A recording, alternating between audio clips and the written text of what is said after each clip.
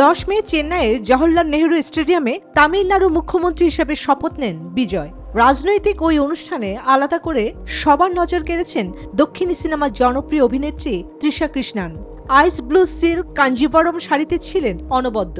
খোপায় জুঁই ফুলের মালা, গলায় হিরে ও চুনি খচিত নেকলেস, কানে মারণসই দুল আর কপালে ছোট্ট টিপ, সব মিলিয়ে তার সাজ ছিল আভিজাত্যে ভরপুর। মা উমা কৃষ্ণানকে সঙ্গে নিয়ে শপথ অনুষ্ঠানে যোগ দেন তৃষা। এদিন বাড়ি থেকে বের হওয়ার সময়ও ভক্তদের ভিড়ে পড়তে হয় অভিনেত্রীকে। যদিও খুব বেশি কথা বলেননি তিনি, শুধু জানিয়েছেন শপথ অনুষ্ঠান ঘিরে তিনি ভীষণ উৎসাহিত। মঞ্চে যখন বিজয়ের শপথ নিচ্ছেন, সামনের সারিতে ছিলেন বিজয়ের বাবা মা শোভা চন্দ্রশেখর ও এস.এ. চন্দ্রশেখর। তবে সবার নজর কেড়ে নেন তাদের পাশেই প্রথম সারিতে তার চর্চিত প্রেমিকা তৃষা কৃষ্ণান।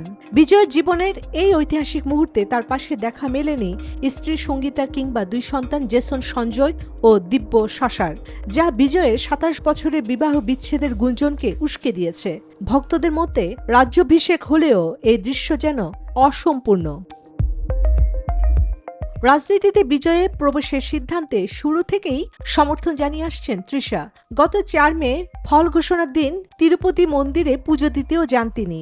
কাকতালীয়ভাবে সেদিনই ছিল তৃষার জন্মদিন। অনুরাগীদের একাংশের দাবি, বিজয়ের এই জয় যেন তৃষার জন্মদিনের বিশেষ উপহার। নির্বাচনে জয়ের পর বিজয়ের বাড়িতেও যান তৃষা। তামিল সিনেমার অন্যতম জনপ্রিয় জুটি বিজয় ও তৃষা। একাধিক ব্লকবাস্টার ছবিতে একসঙ্গে কাজ করেছেন তারা। চলতি বছর 27 ফেব্রুয়ারি বিজয়ের স্ত্রী সঙ্গীতা বিবাহ বিচ্ছেদের মামলা দায়ের করেন। অভিযোগ ওঠে, তৃষার সঙ্গে বিজয়ের ঘনিষ্ঠ সম্পর্কই নাকি সেই বিচ্ছেদের কারণ।